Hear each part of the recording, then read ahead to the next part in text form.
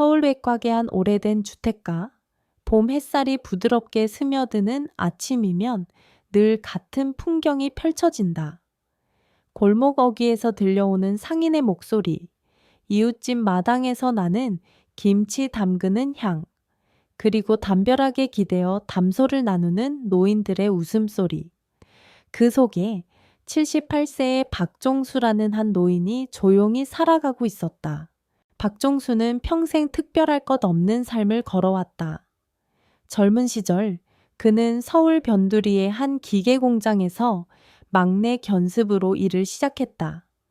손에는 매일 기름때가 묻었고 옷은 늘 작업복 냄새가 배어 있었다. 그러나 그는 묵묵히 성실하게 일을 해나갔다. 해가 지나면서 그는 부서의 신뢰를 얻어 소규모 팀을 이끄는 반장이 되었고 매달 받는 월급은 넉넉하지 않았지만 가족이 굶지 않을 만큼은 되었다. 그와 함께 인생을 걸어온 사람은 아내 이정희였다. 정희는 언제나 남편과 자식을 먼저 챙기는 속 깊고 조용한 사람이었다. 부부는 젊었을 때부터 한 푼 두 푼 모아 마침내 서울 외곽에 작은 단독주택을 마련했다. 대출도 빚도 없이 오롯이 두 사람의 손으로 일군 집이었다. 그 집은 넓지 않았지만 박종수에게는 세상 그 무엇보다도 따뜻하고 안전한 보금자리였다. 그 시절의 삶은 단순했다. 아침이면 둘이 나란히 동네 공원을 산책하고 점심 무렵에는 시장에서 싱싱한 채소와 생선을 사서 함께 저녁을 준비했다. 저녁 식탁엔 종종 된장국, 고등어 구이, 나물 몇 가지가 올라왔다. 화려하지 않아도 두 사람은 늘 웃었다. 가끔은 동네 친구들이 모여 마루에 앉아 바둑을 두며 세상 이야기를 나누기도 했다. 그 느리고 잔잔한 일상이 종수에게는 가장 큰 행복이었다. 그는 건강에도 큰 욕심이 없었다. 텔레비전에서 쏟아지는 건강식품 광고를 흘려듣고 비싼 영양제를 사 모으는 이웃을 보며 웃곤 했다. 난 그저 오늘도 숨쉬고 일어났다는 게 감사해. 그가 늘 하던 말이었다. 종수는 요양원이라는 단어가 자기 인생과는 아무 상관이 없을 거라 생각했다. 어느 정도의 저축이 있고 몸이 아직 움직일 수 있고 집이 있다는 것만으로도 충분하다고 믿었다. 그는 스스로 나는 늙어서도 이 집에서 이 동네에서 여생을 보낼 거야 라고 마음속으로 다짐하곤 했다. 그러나 인생은 늘 예고 없이 방향을 바꾼다. 3년 전 봄비가 부슬부슬 내리던 어느 날 아침, 아내 정희가 갑작스러운 뇌졸중으로 쓰러졌다.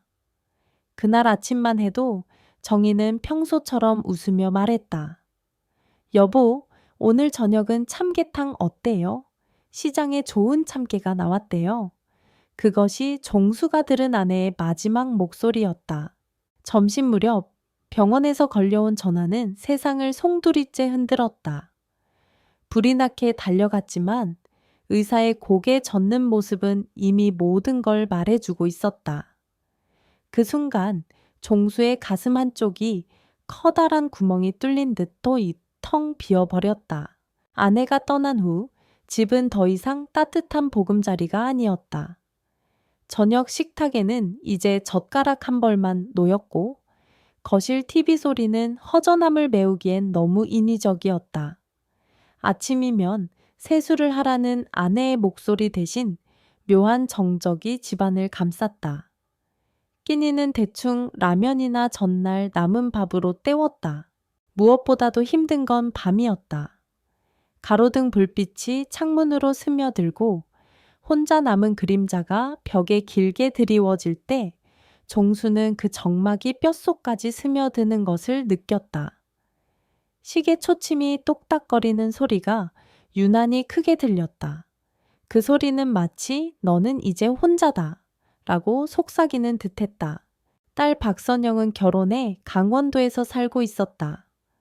시댁과 회사 일로 바쁜 와중에도 아버지를 걱정해 자주 전화를 걸었다. 아버지, 밥은 꼭 챙겨 드세요. 건강은 괜찮으세요? 그 말에 종수는 항상 괜찮다 라고 대답했지만 전화를 끊고 나면 집안은 여전히 싸늘했다. 선영은 몇 번이고 아버지를 강원도로 모시고 가자고 제안했다. 하지만 종수는 고개를 저었다. 거기 가면 손님이지. 내 집이 아니잖아. 불편해서 오래 못 있을 거야. 그는 나이 든 사람이 함께 사는 건 조심스러운 일이라는 걸 잘 알고 있었다.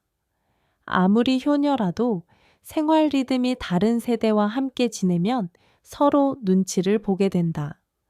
종수는 그 눈치와 조심스러움 속에서 살기보다는 혼자 있는 편이 낫다고 생각했다. 하지만 세월은 몸에도 변화를 가져왔다. 예전에는 척척 해내던 요리와 집안일이 점점 버거워졌다. 무릎이 뻣뻣해지고 손목이 시큰거렸다. 한 번은 욕실에서 발이 미끄러져 큰일이 날 뻔했다. 그 순간 몇 년 전 쓰러진 아내의 모습이 머릿속을 스쳐 지나갔다. 혹시 나도 저렇게 쓰러져서 아무도 모른다면? 생각만 해도 등골이 서늘해졌다. 그날 밤 종수는 침대에 누워 한참을 뒤척였다. 혼자 사는 게 과연 안전한 걸까? 라는 의문이 처음으로 뚜렷하게 자리 잡았다. 며칠 동안 박종수의 머릿속에는 자꾸만 같은 장면이 맴돌았다. 미끄러운 욕실 바닥, 아내가 쓰러졌던 그 순간, 그리고 텅 빈 집안의 정적. 만약 그날 욕실에서 내가 넘어졌다면 나를 발견하는데 며칠이 걸렸을지도 몰라. 그 생각이 꼬리를 물며 마음을 짓눌렀다. 그때 마침 옆집 김말순 아주머니가 담 너머로 불쑥 말을 건넸다. 박 어르신, 요즘 혼자 사는 거 힘드시면 요양원 한번 알아보세요. 요즘은 시설도 좋고 간호사들이 24시간 돌봐준다네요. 친구도 생기고 밥도 잘 나오고요. 종수는 처음엔 웃어 넘겼다. 아이고, 나는 아직 내 손으로 다 할 수 있어요. 하지만 말순 아주머니가 돌아간 뒤에도 그 말이 귀에 맴돌았다. 사실 종수에게 요양원이라는 단어는 오래전부터 부정적인 이미지였다. 자식에게 버림받거나 몸이 전혀 움직이지 못하는 사람들이 어쩔 수 없이 가는 곳. 거기 들어간다는 건 곧 나는 이제 혼자 살 수 없는 늙은이입니다. 라고 세상에 선언하는 것과 같다고 여겼다. 게다가 혹여나 동네 사람들이 딸이 아버지 모시기 싫어서 요양원 보냈다고 뒷말이라도 한다면 그것 또한 자존심이 상하는 일이었다. 하지만 현실은 냉정했다. 무릎이 예전 같지 않았고 집안일 하나하나가 느려졌다. 시장에 다녀오면 허리가 뻐근했고 저녁을 차려 먹고 나면 설거지를 미루기 일쑤였다. 그런 날이 이어질수록 말순 아주머니의 말이 더 크게 떠올랐다. 혹시 요양원이라는 게 생각보다 나쁘지 않을지도 몰라. 그러나 마음 한켠에는 여전히 큰 벽이 있었다. 평생 가족을 위해 살아왔지만 단 한 번도 나 자신을 위한 선택을 해본 적이 없는 종수였다. 혹시 요양원에 가면 더 외로워지지는 않을까? 사람들이 나를 동정의 눈빛으로 보지는 않을까? 이 모든 의문이 마음을 무겁게 했다. 며칠 뒤 그는 조심스럽게 딸 선영에게 전화를 걸었다. 선영아, 혹시 너네 동네나 서울 근처에 괜찮은 요양원 같은데 알아본 적 있니? 수화기 너머에서 딸의 목소리가 놀란 듯 커졌다. 아버지, 무슨 일이에요? 어디 아프세요? 누가 뭐라고 했어요? 종수는 얼른 손사래를 치듯 말했다. 아니, 그런 건 아니고 그냥 혹시 혼자 사는 것보다 나을까 싶어서 한번 물어본 거야.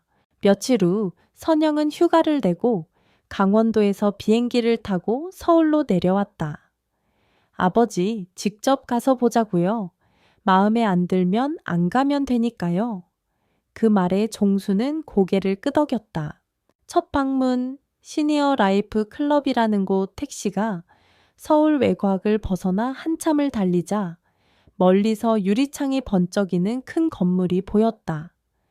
건물 외벽은 대리석으로 마감되어 있었고 정원은 잘 다듬어진 나무와 꽃들로 장식돼 있었다.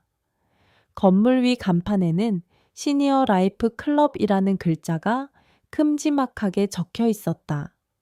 직원은 요양원이라는 단어 대신 클럽이라는 표현을 썼다. 현관문을 지나자 따뜻한 조명과 은은한 아로마 향기가 반겼다. 로비에는 부드러운 클래식 음악이 흘렀고 반짝이는 샹들리에가 천장에서 빛을 쏟아내고 있었다. 맞이 나온 직원은 단정한 정장을 입고 환하게 웃으며 말했다. 어서 오세요, 박 어르신. 여기는 단순한 요양시설이 아니라 어르신들의 새로운 생활 공간입니다. 종수는 속으로 쓴웃음을 지었다. 이름을 뭐라고 붙이든 결국은 요양원 아닌가? 하지만 시설을 둘러보니 마음 한켠이 조금은 누그러졌다. 시설 안내 직원은 먼저 1인실과 2인실, 그리고 프리미엄 스위트룸을 보여줬다. 1인실은 아늑하고 조용했으며 작은 냉장고와 TV, 전용 교육실이 갖춰져 있었다. 2인실은 조금 넓었고 다른 어르신과 함께 지내며 이야기를 나눌 수 있도록 꾸며져 있었다. 스위트룸은 호텔 못지않았다. 넓은 창문으로 햇빛이 가득 들어왔고 고급 가구와 소파가 놓여 있었다. 그 외에도 체력 단련실, 도서관, 물리치료실, 그리고 넓은 정원이 있었다. 정원 한쪽에는 작은 연못과 벤치가 있었고 몇몇 어르신들이 산책을 하거나 신문을 읽고 있었다. 박 어르신, 기본 요금은 한 달에 80만 원입니다. 식사, 세탁, 청소, 건강검진까지 모두 포함된 금액이죠. 다만 간병인이 상주하거나 특별한 식단을 원하시면 추가 요금이 발생합니다. 종수는 순간 손에 땀이 났다. 80만 원. 그의 국민연금은 한 달에 35만 원 남짓. 그동안 모아둔 적금과 약간의 예금이 있긴 했지만 오래 버티긴 힘들었다. 그때 선영이 조용히 아버지 손을 잡았다. 아버지, 너무 걱정 마세요. 우선 반년만 지내보는 거예요. 마음에 안 들면 언제든 나오시면 되고요. 그 말에 종수는 한숨을 내쉬었다. 마음의 결심집으로 돌아오는 택시 안에서 종수는 창밖을 바라봤다. 햇볕이 내리쬐는 도로 위로 익숙한 골목과 오래된 가게들이 스쳐 지나갔다. 여길 떠나서 낯선 곳에서 살 수 있을까? 그는 마음속으로 수없이 물었다. 하지만 동시에 또 다른 목소리가 속삭였다. 그곳에 가면 누군가가 내 안부를 물어줄지도 몰라. 혹시 넘어져도 금방 발견해 줄 수도 있고 선영이도 안심할 거야. 그날 밤 종수는 오랫동안 서랍 속 사진을 바라봤다. 젊은 시절 아내와 함께 강원도 바닷가에서 찍은 사진 속 두 사람은 환하게 웃고 있었다. 그 웃음을 다시 찾을 수 있을까? 아니, 최소한 외로움에 눌리지 않고 하루를 보낼 수 있을까? 그는 마침내 마음을 정했다. 그래, 반년만 살아보고 결정하자. 봄 햇살이 유난히 포근하던 아침, 박종수는 작은 여행 가방을 끌고 집 문을 나섰다. 가방 속에는 계절에 맞는 옷 몇 벌, 세면 도구, 그리고 오래된 사진 한 장이 들어 있었다. 그 사진 속에는 젊은 시절 아내 이정희와 함께 강원도 바닷가에서 찍은 모습이 있었다. 그는 가방을 닫으며 중걸거렸다. 이 사진만 있으면 어디서든 버틸 수 있지. 집 앞 골목에는 딸 박선영이 이미 와 있었다. 아버지, 준비 다 하셨어요? 종수는 조용히 고개를 끄덕였다. 둘은 택시에 올라 몇 년간 살아온 동네를 천천히 벗어났다. 차창 밖으로 스쳐가는 익숙한 풍경들, 낡은 슈퍼, 오래된 분식집, 매년 봄이면 꽃이 만발하던 가로수, 이 하나하나가 마음을 붙잡는 듯 했다. 하지만 이번에는 뒤돌아보지 않았다. 반년만이라도 이곳에서 떨어져 보자. 첫인상, 마치 호텔처럼 차는 40여 분을 달려 요양원 건물 앞에 멈췄다. 외벽은 깨끗한 대리석으로 마감돼 있었고 넓게 트인 정원에는 계절 꽃이 알록달록 피어 있었다. 정문을 지나자 따뜻한 조명과 은은한 아로마 향이 맞아주었다. 로비 한쪽에는 부드러운 클래식 음악이 흘렀고 반짝이는 샹들리에가 천장 위에서 빛을 뿌렸다. 직원은 밝게 웃으며 두 손을 모아 인사했다. 어서 오세요. 박 어르신, 오늘부터 여기서 생활하시죠? 저희가 잘 모시겠습니다. 그 목소리는 부드럽고 친절했다. 종수는 순간 자신이 요양원이 아니라 호텔에 온 듯한 착각이 들었다. 새로운 방과 첫 정리 종수에게 배정된 곳은 2인실이었다. 문을 열자 창가 쪽으로 부드러운 햇살이 들어오고 있었다. 방 안에는 깔끔한 침대 2개와 작은 책상, 옷장, 전용 욕실이 있었다. 이미 한쪽 침대에는 연세가 비슷해 보이는 남성이 앉아 있었다. 안녕하세요. 저는 최성우라고 합니다. 상대방은 온화한 미소로 손을 내밀었다. 종수는 그 손을 꼭 잡으며 대답했다. 반갑습니다. 박종수입니다. 첫인상이 나쁘지 않았다. 성우는 말수가 적었고 다른 사람 일에 간섭하지 않는 타입이었다. 같이 지내기 괜찮겠군. 종수는 속으로 생각했다. 그는 가방을 열어 옷을 옷장에 걸고 세면 도구를 욕실에 정리했다. 마지막으로 사진 액자를 책상 위에 올려놓았다. 그 순간 낯선 공간이 조금은 집처럼 느껴졌다. 첫 식사, 따뜻한 마음 점심시간이 되자 직원이 방 문을 두드리며 안내했다. 어르신, 식당으로 가실 시간입니다. 식당에 들어서자 넓고 환한 공간에 여러 테이블이 놓여 있었다.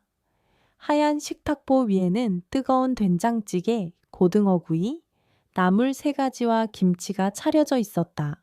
앞치마를 두른 조리사 한 명이 다가와 물었다. 박 어르신, 입맛에 맞으세요? 혹시 국물 더 드릴까요? 종수는 고개를 끄덕였다. 그러자 그는 웃으며 된장찌개를 한 국자 더 퍼주었다. 그 작은 친절이 종수의 마음을 녹였다. 집에서 혼자 라면으로 끼니를 때우던 날들이 떠올랐다. 여기 오길 잘했나 하는 생각이 잠시 스쳤다. 세심한 관리와 편안함 첫날 오후 간호사가 방으로 찾아와 혈압과 천을 측정했다. 박 어르신, 혈압이 안정적이시네요. 혹시 평소 복용하시는 약 있으세요? 종수는 약통을 건네며 설명했다. 간호사는 약을 확인하고 복용 시간표를 만들어 침대 머리맡에 붙여주었다. 그날 저녁, 그는 직원의 안내로 요양원 시설을 둘러봤다. 도서관에는 신간소설과 신문, 잡지가 있었고 작은 음악 감상실에는 클래식 음반이 가득했다. 물리치료실에는 운동기구와 스트레칭 매트가 준비돼 있었으며 정원 한쪽에는 산책로가 나 있었다. 밤이 되어 침대에 누우니 조용한 기계음과 은은한 냉방기 소리가 귀에 맴돌았다. 낯선 공간이었지만 안전하게 감싸주는 듯한 분위기가 있었다. 그는 천천히 눈을 감으며 생각했다. 오늘은 참 오래간만에 마음이 놓인다. 소소한 기쁨 다음 날 아침 종수는 창문 밖에서 들려오는 새소리에 눈을 떴다.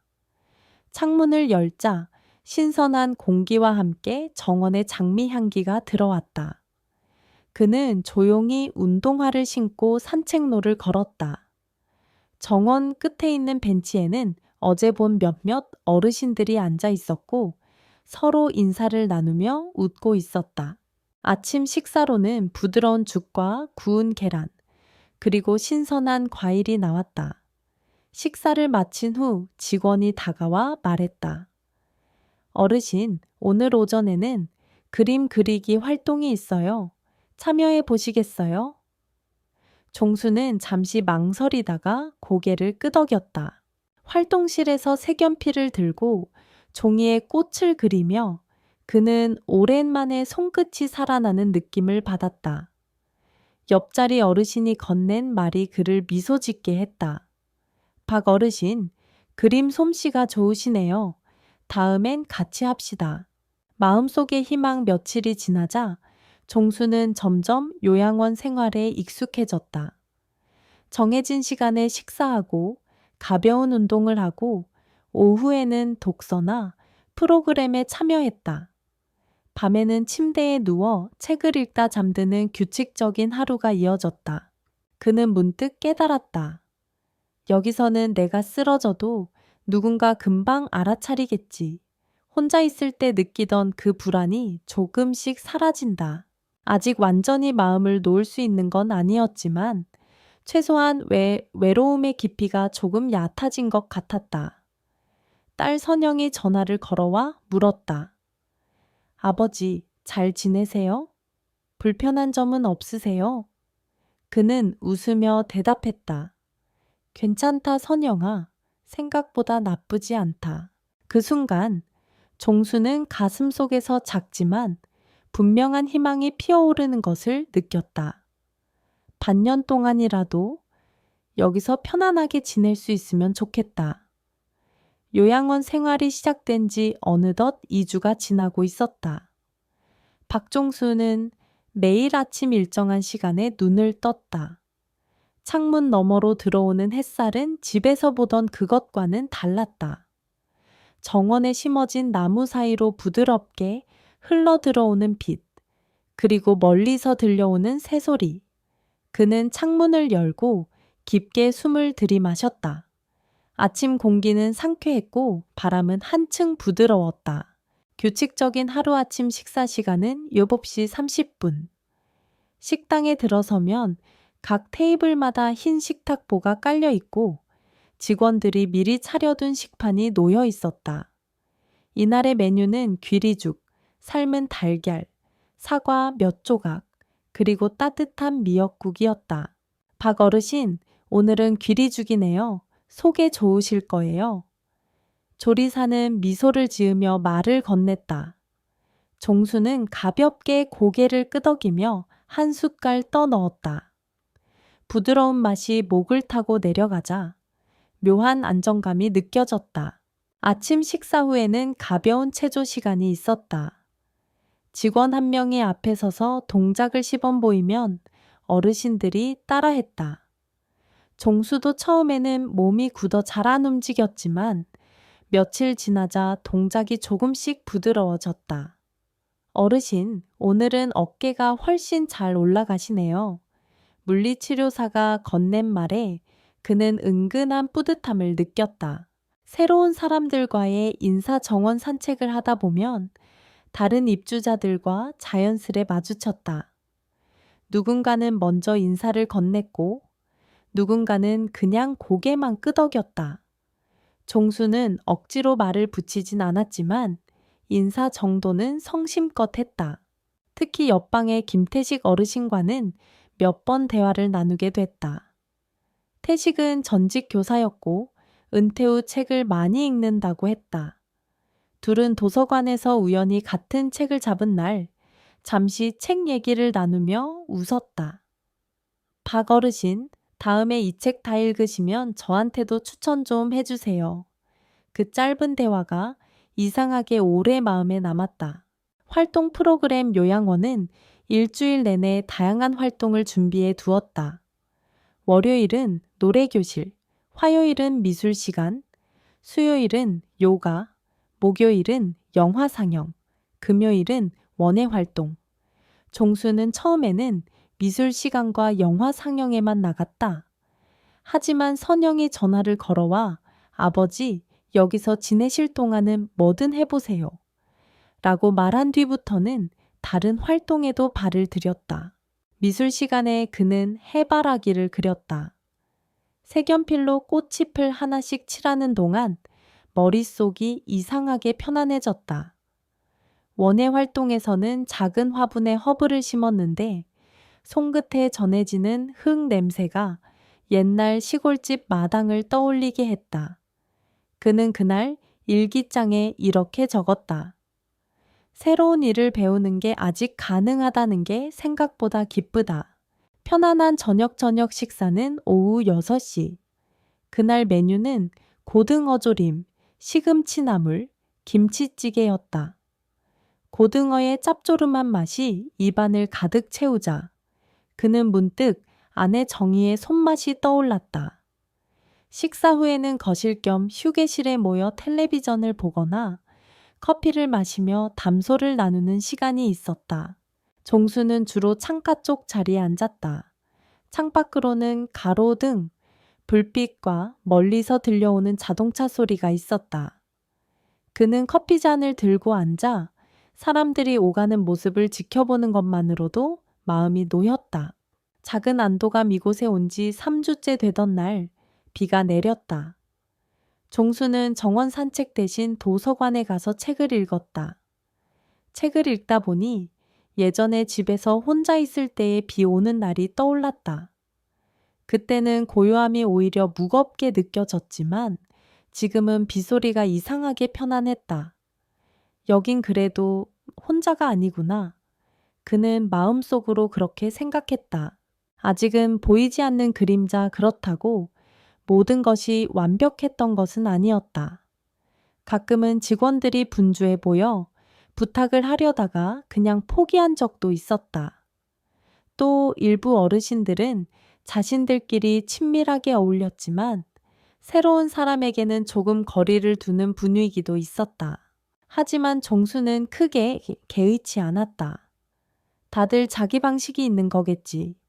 그는 아직 이곳의 이면을 깊이 들여다보려 하지 않았다. 그저 반년이라는 시간을 편안하게 보내는 것이 목표였다.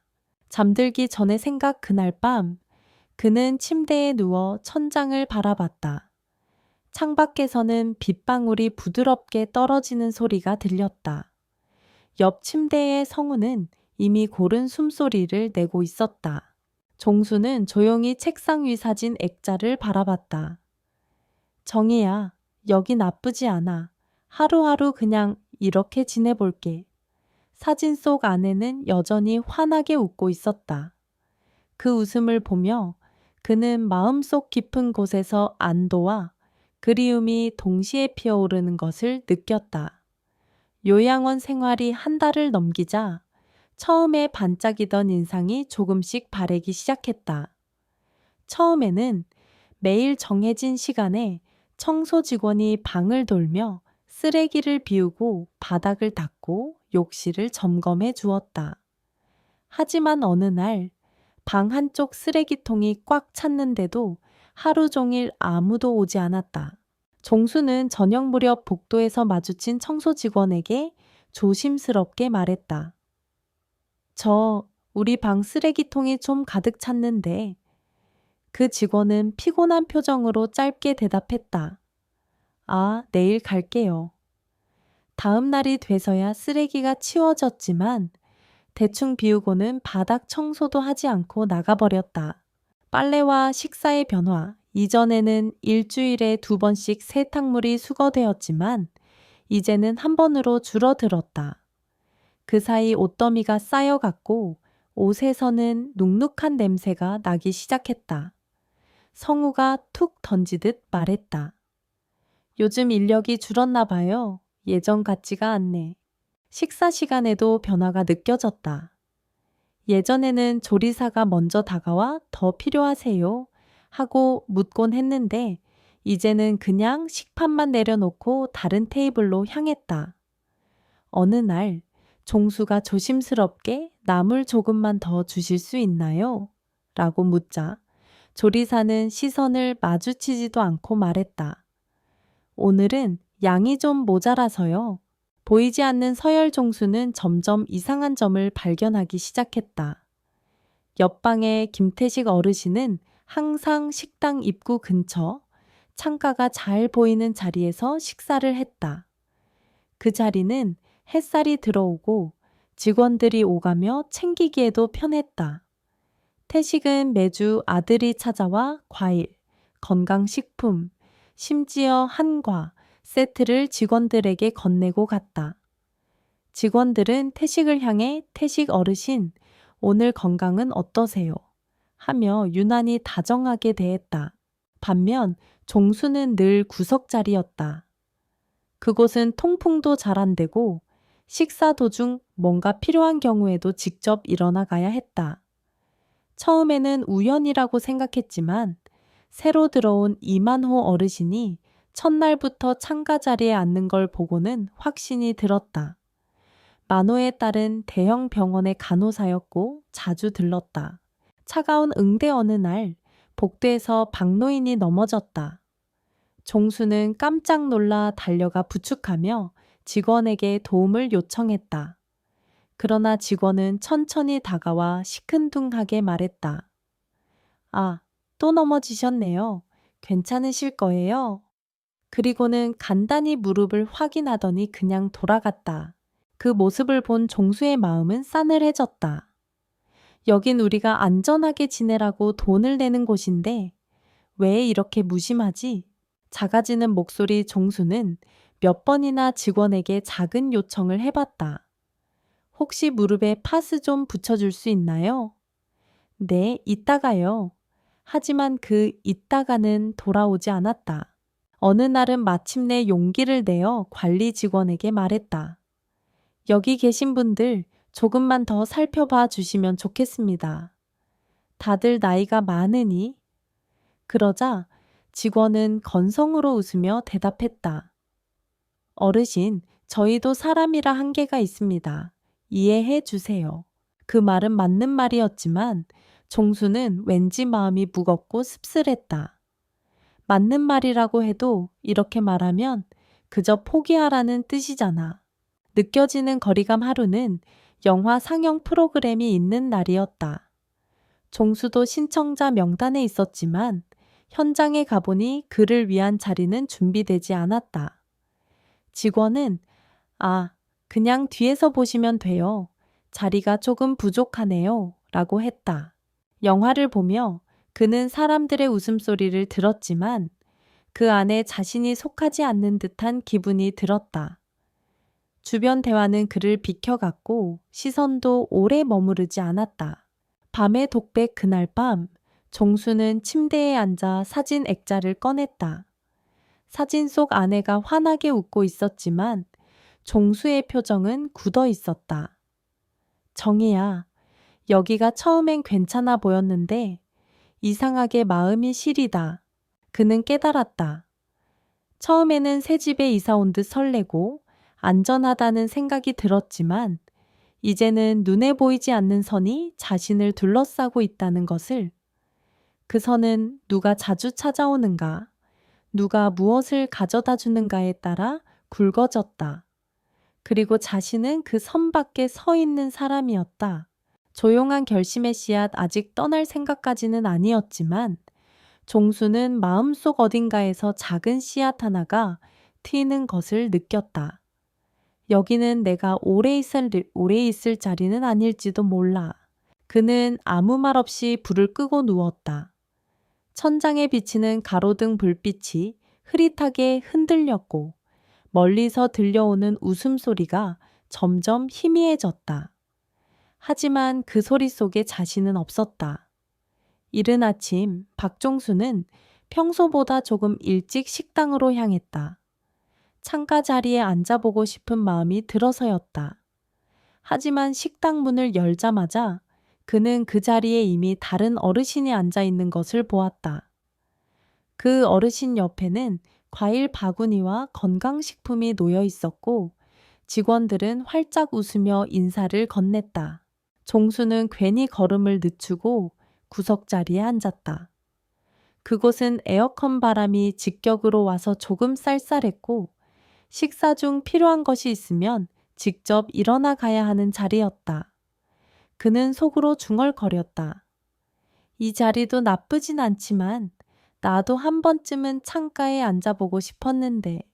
특별한 식사와 평범한 식사 며칠 전부터 종수는 한 가지를 더 분명히 느끼기 시작했다. 일부 어르신들의 식판에는 유난히 반찬이 푸짐했다. 부드럽게 조리된 생선, 장식까지 올려진 계란찜, 그리고 소고기, 미역국. 반면 자신의 식판에는 평범한 김치찌개와 몇 가지 나물뿐이었다. 처음에는 우연이라고 생각했다. 하지만 같은 테이블에 앉은 박노인이 슬쩍 속삭였다. 저분 아들은 구청에 근무하거든. 직원들이 잘 챙길 수밖에. 그 말을 들은 순간 종수는 웃으며 고개를 끄덕였지만 속으로는 묘한 씁쓸함이 올라왔다. 사라지는 배려, 한 번은 무릎 통증이 심해져서 간호사에게 파스를 부탁했다. 네, 어르신, 이따가 갖다 드릴게요. 그러나 하루가 지나도 아무도 오지 않았다. 다음 날 아침 다시 한번 부탁했지만 돌아온 대답은 같았다. 결국 그는 편의점에서 파스를 사서 직접 붙였다. 그 일을 계기로 그는 부탁을 하기가 점점 꺼려졌다. 괜히 귀찮은 사람 취급받을 뺀 그냥 참고 말지. 이름 대신 번호. 어느 날 오후 직원이 복대서 종수를 부르는 소리가 들렸다. 이보모, 어르신, 혈압 재실 시간입니다. 그 순간 그는 잠시 멈칫했다. 내 이름이 아니라 방번호로 불리네. 사실 그동안도 종종 이런 식으로 불렸지만 이날은 유독 마음에 남았다. 그는 자신이 하나의 사람이 아니라 관리 명단의 한 줄, 침대 하나, 식판 하나로만 존재하는 것 같았다. 프로그램 속의 그림자 종수는 여전히 활동 프로그램에 참여하려고 노력했다.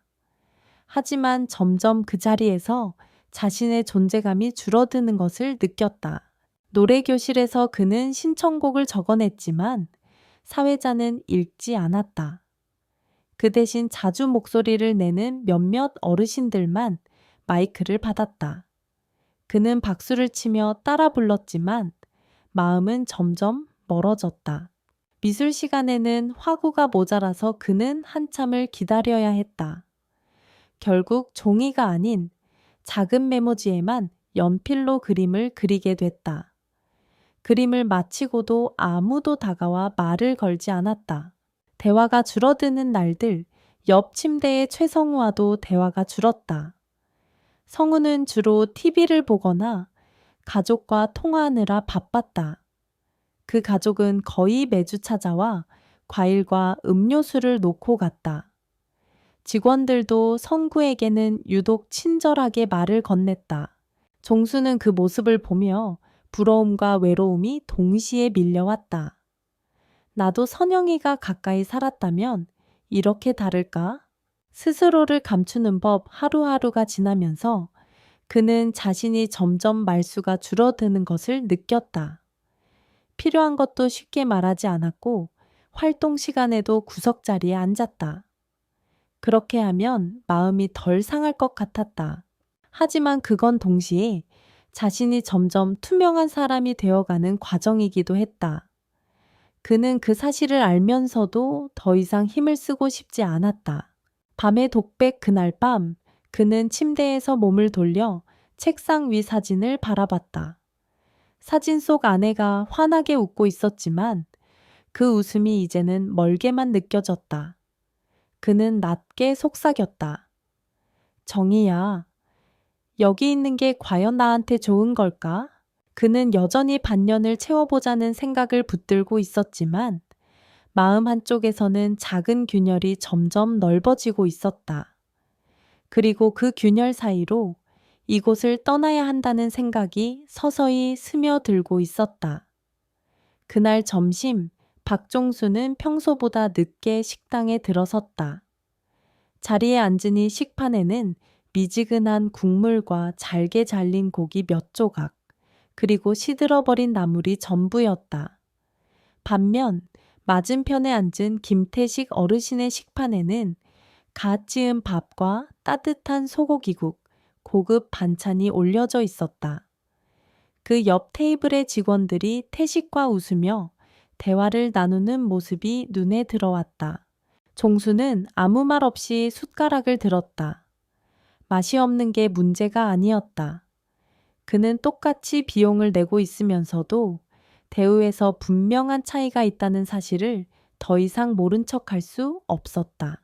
작은 사고 며칠 후 복도에서 박노인이 넘어졌다. 종수는 황급히 달려가 부축했다. 괜찮으세요? 어디 다치신 데 없으세요? 노인의 무릎에는 피가 배어 나왔고 손은 심하게 떨렸다. 종수는 직원실로 달려가 도움을 요청했다. 박노인께서 넘어지셨어요. 빨리 좀 와주세요. 그러나 한 직원은 서류에서 눈을 떼지도 않고 말했다. 아, 그분은 자주 넘어지세요. 괜찮으실 거예요. 그 말에 종수는 순간 말을 잃었다.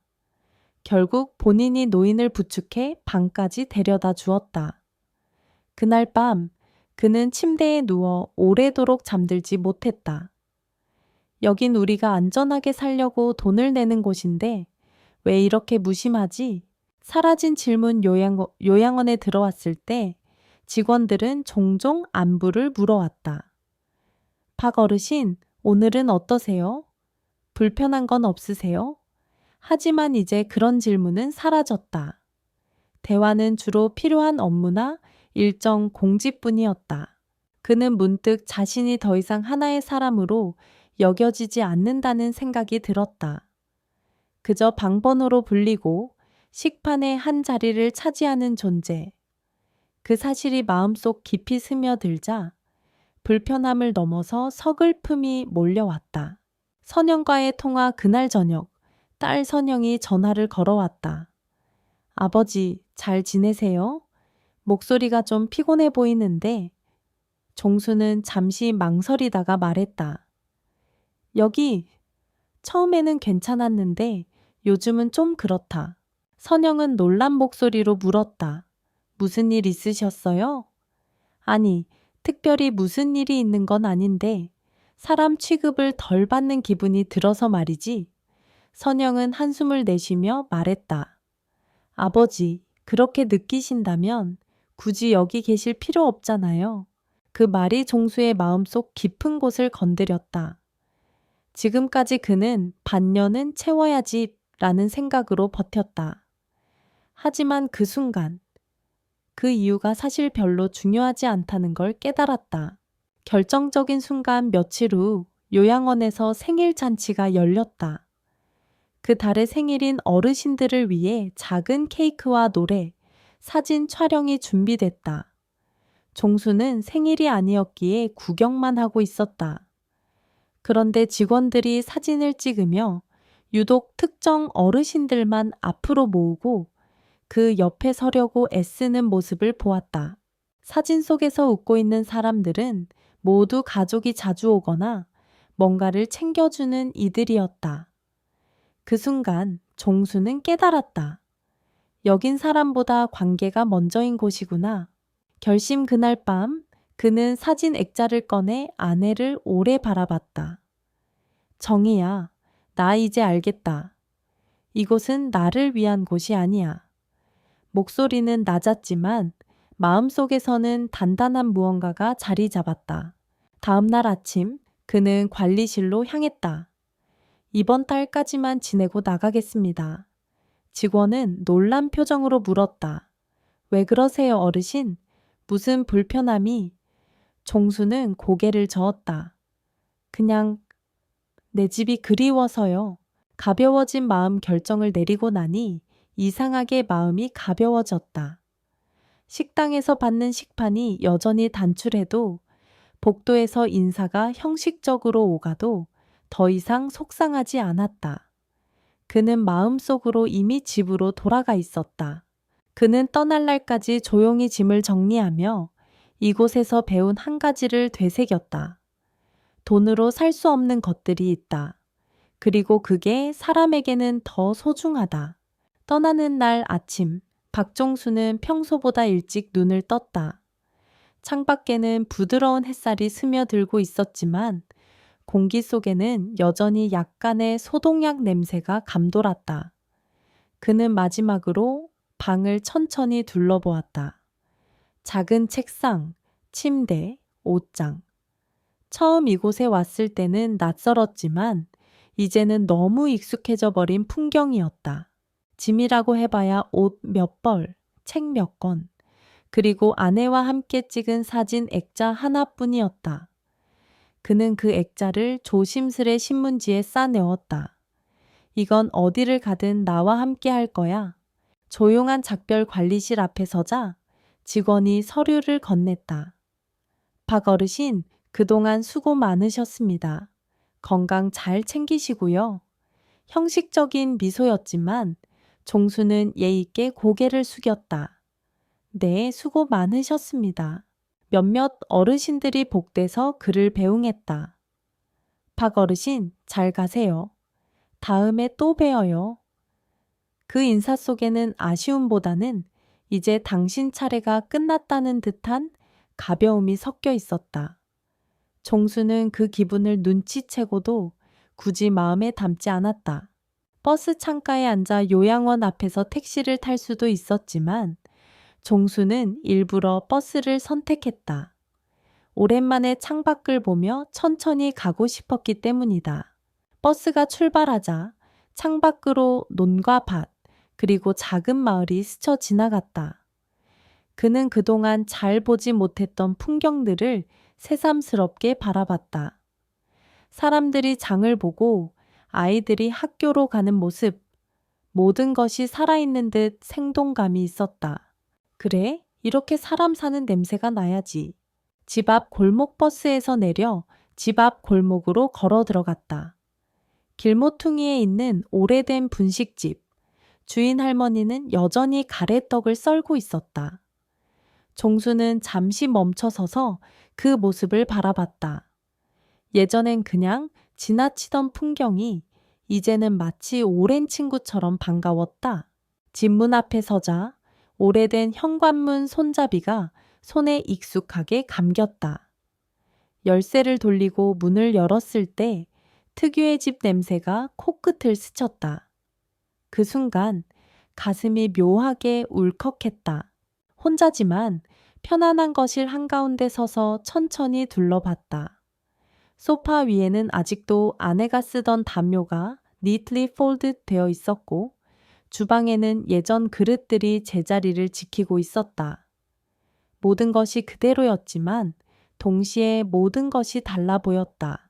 그는 주방으로 가서 전기주전자에 물을 올렸다. 커피를 한 잔 내리고 창가에 앉아 마셨다. 요양원 식당의 커피 믹스와는 전혀 다른 향과 맛. 이것이 바로 집의 맛이었다.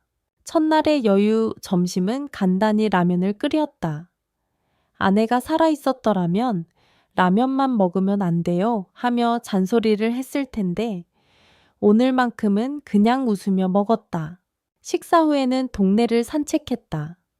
이웃들이 오랜만이에요 하고 반갑게 인사를 건넸다. 종수는 그동안 잊고 있던 이웃의 온기를 다시 느꼈다. 전화 한 통 저녁 무렵 딸 선영이 전화를 걸었다. 아버지, 집에 잘 도착하셨어요? 응, 잘 왔다. 집이 이렇게 좋을 줄 다시 알았다. 선영은 웃으며 말했다. 아버지 목소리가 훨씬 밝아졌네요. 제가 가서 냉장고 좀 채워드릴게요. 전화를 끊은 뒤 종수는 창밖을 바라봤다. 해가 지고 골목 가로등이 하나둘 켜졌다. 그 빛 속에서 그는 마음이 고요해지는 것을 느꼈다. 새로운 시작 그날 밤 그는 거실 불을 끄고 침대에 누웠다. 요양원의 침대보다 조금은 삐걱거렸지만 이곳이 훨씬 따뜻했다. 그는 조용히 중얼거렸다. 정희야, 나 이제 다시 시작해보려고. 혼자라도 괜찮아. 그리고 오랜만에 깊고 편안한 잠에 빠져들었다. 집으로 돌아온 지 일주일이 지났다. 박종수의 생활은 요양원에 있을 때와는 완전히 달라졌다. 아침에 눈을 뜨면 그는 가장 먼저 창문을 열어 신선한 공기를 들이마셨다. 아, 이 냄새다. 도시의 공기라고 해도 그 안에는 분명히 내 집만의 향기가 섞여 있었다. 동네 사람들과의 재회 며칠 전 우연히 동네 슈퍼 앞에서 이만호 씨를 만났다. 아니, 박형, 어디 갔다가 이제 나타난 거예요? 조금 몸이 안 좋아서 요양원에 있었네. 근데 집이 좋아서 다시 돌아왔지. 만호 씨는 반갑게 그의 어깨를 두드리며 말했다.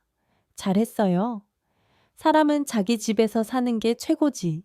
그날 이후 종수는 하루에 한 번은 골목을 걸었다. 빵집 주인, 세탁소 사장, 분식집 할머니 모두 그를 반갑게 맞았다. 그 따뜻한 눈빛 속에서 그는 다시 이웃의 자리를 되찾았다.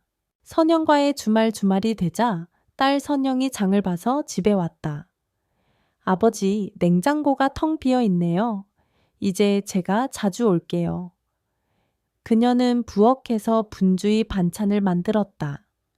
김치찌개 냄새가 집안 가득 퍼졌다. 식탁에 앉아 둘이 마주보며 밥을 먹었다. 아버지, 여기 계시는 게 훨씬 행복해 보이세요. 종수는 웃으며 대답했다. 그래, 혼자라도 내가 원하는 대로 살 수 있으니까. 그 말에 선영은 잠시 말이 없었다. 아버지가 얼마나 많은 시간 동안 자신의 행복을 뒤로 미루고 살아왔는지 이제야 조금 알 것 같았다. 취미를 다시 찾다 종수는 오래된 서랍 속에서 낡은 수채화 물감을 꺼냈다. 아내와 함께 여행 갔을 때 풍경을 그리겠다며 사두고는 한 번도 쓰지 못한 물감이었다. 그는 거실 한쪽에 작은 작업 공간을 마련했다. 아침마다 커피 한 잔을 내려놓고 창밖 풍경이나 동네 골목을 스케치했다. 그 과정이 마음을 차분하게 만들었다. 그림을 그리며 그는 깨달았다. 이제 남은 시간은 나를 위해 써야 한다. 뜻밖의 초대 어느 날 동네 경로당에서 연락이 왔다. 박 어르신, 다음 주에 그림 전시회를 하려고 하는데 혹시 작품 몇 점 내주실 수 있을까요? 처음에는 망설였지만 그는 결국 3점을 선택해 가져갔다. 전시회 당일 많은 사람들이 그의 그림 앞에 서서 이야기를 나눴다. 색감이 참 따뜻하네요. 마치 오래된 기억을 보는 것 같아요. 그 말들이 종수의 마음을 깊이 울렸다. 스스로에게 한 약속 전시회가 끝난 밤, 그는 아내의 사진 앞에 앉았다. 정희야, 나 잘 살고 있어. 남은 날들은 억지로 버티는 게 아니라 기쁘게 채워가려고 해. 그는 속으로 하나의 약속을 했다. 매일 아침 감사한 일을 하나씩 적기, 한 달에 한 번 새로운 사람과 대화 나누기, 그리고 그림을 계속 그리기. 작은 변화, 큰 행복 시간이 흐르면서 집안의 공기는 더 따뜻해졌다. 창계는 화분이 늘었고 벽에는 그의 그림이 걸렸다. 식탁 위에는 이웃이 가져다 준 떡과 과일이 놓였다. 종수는 더 이상 혼자 남겨진 사람이 아니었다. 그는 스스로의 선택으로 자신만의 방식으로 삶을 채워가고 있었다. 마지막 장면 어느 봄날 아침, 그는 현관문을 열고 밖으로 나갔다. 햇살이 따뜻하게 등을 감싸 안았다. 멀리서 선영이 손을 흔들며 다가오고 있었다. 그는 웃으며 손을 흔들었다. 그래, 인생은 결국 집으로 돌아오는 길이었구나. 그날, 그는 더 이상 과거의 박종수가 아니었다. 그는 지금을 사는, 그리고 남은 날들을 사랑할 준비가 된 사람이었다.